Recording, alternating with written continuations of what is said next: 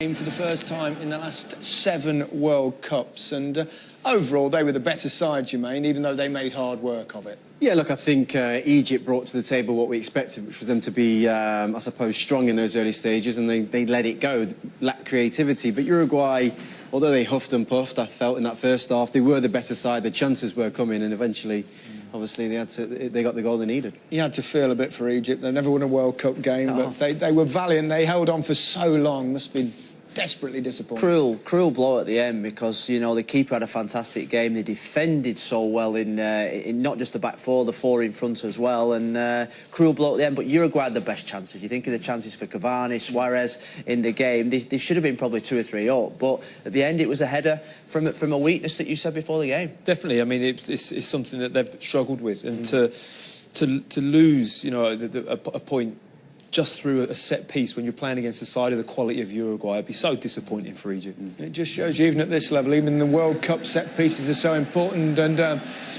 well, it was Jimenez that won the free kick. Silly to give away something like that in that position, surely, Philip. It was a silly foul to give away. And look, the marking in the box, you see Jimenez at the far post, there was a bit of a melee between Cavani and Suarez. Hagazi was distracted. That is an unbelievable header from Jimenez. Great header, isn't it? Absolutely, rose above everybody. Look at the celebrations. They knew how important it was because they didn't play well. I said before the game that I fancied them to go a long way in the competition. They have to improve on that performance, though. But they're resilient. They're gritty. They keep going. They didn't give in at any stage. They constantly, they believed. They did, and I mean, well, weirdly enough, their 2 best players were the centre-halves. You know, Godin and Jimenez, they were the ones not only doing all the defensive work, but were also breaking through the lines, almost making runs into forward areas, trying to make things happen. And obviously one of them deserved that winner at the end. If there was one forward that played well for Uruguay, it was Cavani. He went very close to scoring on a few occasions. He was also creative for Suarez. It's the great thing about having 2 world-class forwards in your team. If one of them has an off day, you've got another one that can take and deliver free kicks like this. I mean, the bend and the whip, the power he gets on that. I mean, I'm very unfortunate with the rebound not to score. But again, this is the link-up play with Suarez as well. It's a lovely little headed touch here. He just nudges it. And again, great execution and technique that we saw in the save as well from El Shannawy. I mean, he hit a volley in the first half with his left foot. That was with his right foot. Look, he's a brilliant player, Cavani. He probably gets overshadowed at most clubs he's at because there's Neymar at PSG, there's Suarez with Uruguay, but he's banging form. Look at this one, chip over his head. This time it's his left foot. Again, the defender gets in the way, and that's what Egypt did all game. I feel like he does a lot of unselfish work, Cavani. He does a lot of work kind of outside the box for Suarez and feeds balls into him. And he was definitely one of their better players today on what was an average performance. Certainly wasn't his day, was it, Suarez? I mean, he had chances galore. He gave the ball away. He was play acting at the end. He just dug himself a bigger hole. He just kept going. Every time the first one came with this chance, this opportunity at the back post, that this is just food and drink for Luis Suarez usually. That's in the back of the net, but he pulls that one wide, and I wouldn't say it was even a confidence issue. We're talking about one of the best strikers in the world, but it was just like he just started to lack belief in himself. Then another chance came again. Cavani, we spoke about it, the unselfishness and what he delivered. I actually think he doesn't do too much wrong with that one. I think the goalkeeper for Egypt was very, very good, and yeah, I think it's the next one that you expect. You know, I think just 2 touches. I felt like, from a composure point of view, why he didn't need to go around the goalkeeper. I felt like outside of your boot, now just flick it, far corner. Agreed. But I think you're just trying a little bit too hard, maybe at that point.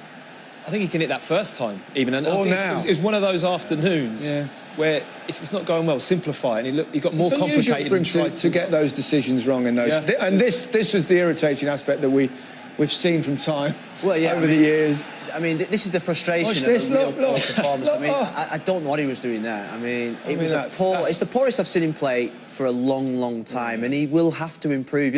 You see the pass through to Suarez. The pass from Cavani was fantastic as well. Cavani was brilliant today. Suarez was absolutely terrible. Yeah, it certainly was. Jermaine, you weren't totally impressed with Uruguay's tactics. You didn't think they helped themselves. I just think when you've got 2 strikers on the pitch, you need some width to get those balls into the box. And there's just this one clip here that just summed it up, really. It's a lovely bit of play.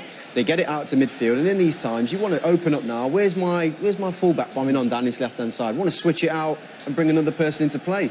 And it just wasn't there. And in the first half especially, they suffered with that. But obviously, Matt, you spotted, you know, when they do it, it works well. Yeah, and it's about quick play, like I think we said first half, and in playing forwards and being progressive. And when they did that, because Egypt had to get up the pitch at some times, they created these openings to get in the wide areas and deliver balls into the box to the two best players on the pitch. You know, I think if you're a defender, there's nothing better than actually defending against narrow teams. If teams stretch, all of a sudden your defence gets stretched, and it's the reason why Suarez and Cavani ended up in wide areas, because the wide players kept coming in, nobody out wide, and there was no service in the box. When you have the ball, make the pitch as big as you can, and when you've not got it, make it as small as you can. And you know, when you're defending against teams that make the pitch as big as possible, there's always gaps all over the pitch. Certainly is. Godin, we talked about him. We had that debate half-time, didn't we, about whether he's the best central defender in world football. You went for him, Matt, yep. And he didn't let you down in the second half either, did he? No, he didn't. He absolutely didn't. Here, he just reads the game brilliantly. He just waits and waits and waits and waits for the attacker to make a move. He gets so tight in the box at times, you know, but never seems to get done. He fills into those spaces. The instinct that he has for danger, I think, is absolute first class, and he's got real leadership quality. You know, he's athletic. You know, to say that Ramos was better than him, I'm still not having it. I mean, look, I mean, this is fantastic. He smelt the danger, he went right into midfield. The reaction when that ball gets passed out of play, look at him, he's banging the floor. He's a leader, and you know what? He's fantastic. Two really good. Brilliant. They've got really two good centre-backs, Jimenez and Godin. Yeah. They will be the foundation for their success, I'm sure. That's right. Sometimes it's easy for teams like Uruguay to play against teams that attack against them more, isn't it? Hit on the counter-attack. Yeah, definitely. Well, Egypt, they didn't really have any intention of attacking, I didn't think. They made life so difficult by camping in. It was like 2 banks of 4. Then it was like a 1 and a 1 at the top end of the pitch. It was just defensively solid, but that wide cross. And obviously no Mo Salah as well. Let's hope they get him fit and ready for the last 2 games. Let's have confirmation of the Group A table then, after the opening round of games. There you have it. Well, speaks for itself, really. Next up for Egypt are the hosts Russia in St. Petersburg on Tuesday night. Uruguay play Saudi Arabia on Wednesday. On Monday, it's Tunisia against England, of course. Dion Dublin has been on a scouting mission for us to see the North Africans in action in one of their final warm-up games.